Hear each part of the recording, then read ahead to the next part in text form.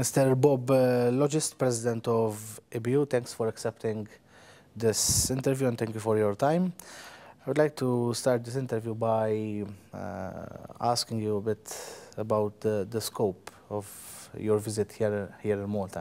I know that you don't like that the local people think that you came here to control. I'm not here to control. First of all, I want to thank everybody for the nice hospitality. It's a pleasure and an honor for me to be here. And of course, the purpose of my visit is not to control, it's to help the local organization. Okay, what can you tell our boxing fans and sporting general public in Malta about EBU? What is the function, basic concept of the function of EBU? EBU is an association of 36 countries. We are in business since almost 60 years, and we organize the European Championships. And we leave each affiliated country the right to organize boxing in their own country. We do not interfere. Everybody is free to have his own rules, but we give a little bit of guidelines. Most important guidelines are about safety and medical control. That's the most important thing we do. And between all our members countries, there is an agreement. It means you are not allowed to steal boxes from another organization without permission. Other countries are not allowed to organize here without the local association authorization. And what are your personal expectations about local boxing? I am aware that you will be visiting one of the main events in Malta under the auspices and under the patronage of the Malta Boxing Associations. What have you heard so far? I am aware that the representatives of the Malta Boxing Association were present in the last Congress of EBU in Paris as well. Obviously, they briefed you as well, but what are your actual expectations? Let me tell you the story first. We had an organization member of EBU with President Zamit and Vice President Di Luca. It was almost maybe 7 years ago, the first time they came to Dublin. And we were very happy to have an organization in Malta. But then they split and they fight. And then there was another organization with the president, the lady from Germany, and then another one, and then another one. So before we accept one federation or one organization, I want to see if now we are going to do the good choice. And I think if I see the committee now, it is a good one. But don't you think that these foreign people coming to Malta and appointing themselves or asking people to appoint themselves as president, with all due respect to the Germans, to the Italian, to the English people, don't you think it is a bit of an awkward situation that the Maltese boxing people have foreigners administrating the local boxing? Don't you think that it's quite a positive thing having local people managing the Malta Boxing Association? That's why we did not accept the other organization, because they are they live in London. They are people. They are not people from Malta. They claim to be from Malta, but I'm not sure they are from Malta. No, it's definitely they're not from Malta, because we know all the people. So, okay, let's go on the positive aspect now.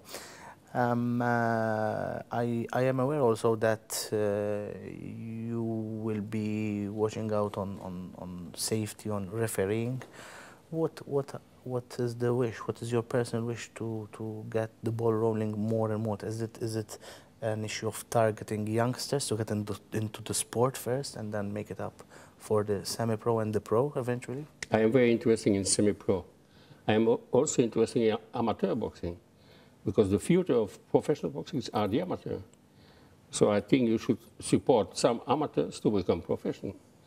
I can tell you, in my country, you may not organize a boxing show without amateur fights. You have to put at least 2 amateur fights on the show, and then you can put professionals. So then the amateurs, they see the professionals, and they try also to become professional. That's a good idea. But you are a small country.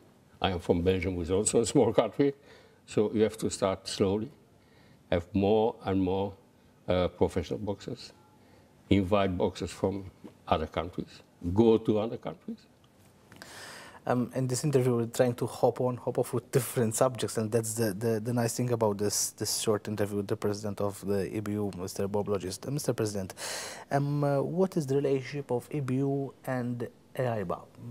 Is there communication going around? Do you visit each other's events? Not at all. Okay, and can you explain why? Not at all. For the benefit of the local sporting people. We had good relation with AIBA in the past,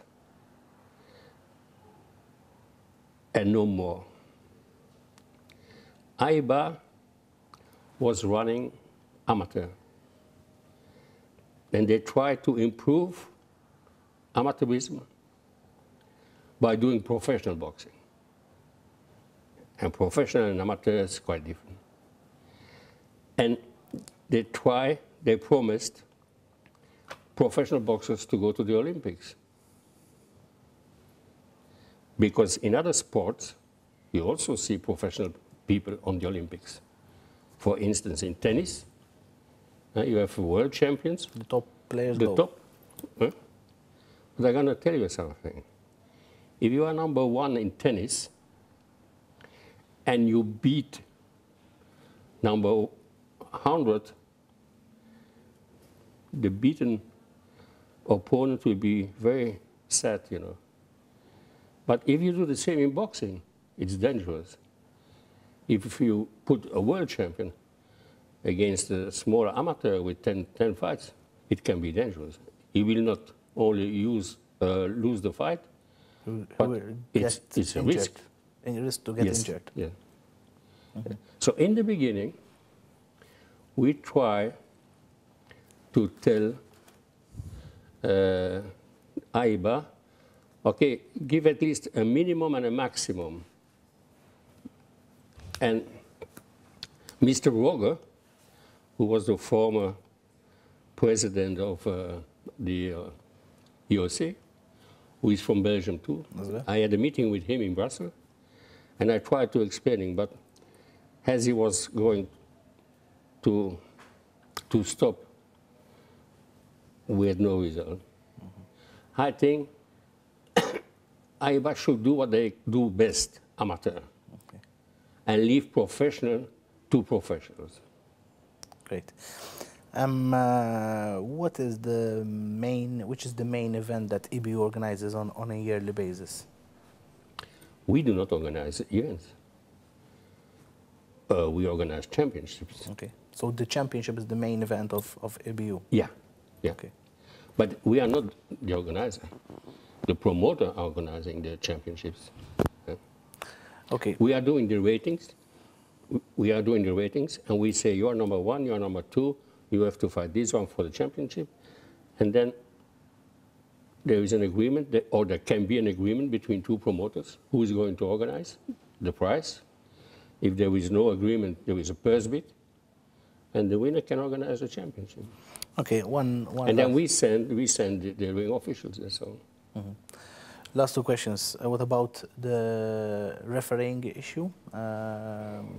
Do you think that Maltese referees can start a bit training more into the international scenario? Is it possible to get some experience out there? We have several times we have seminars for ring officials, but the only way to train as a ring official is practice. And I hope that we can have in our team, because we have a small team of ring officials, I stay no more than 50, 55, so they can work a lot. Okay.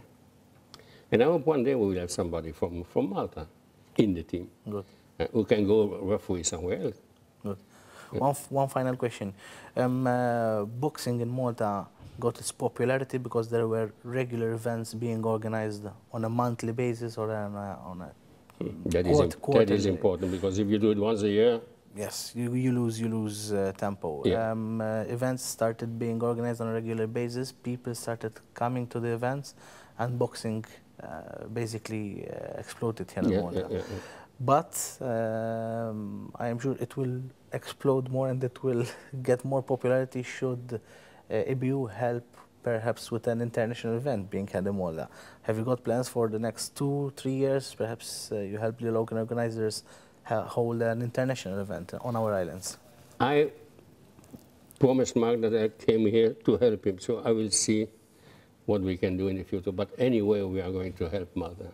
Mr. Bobulogis, thank you very much for this interview. It was my pleasure. Thank you.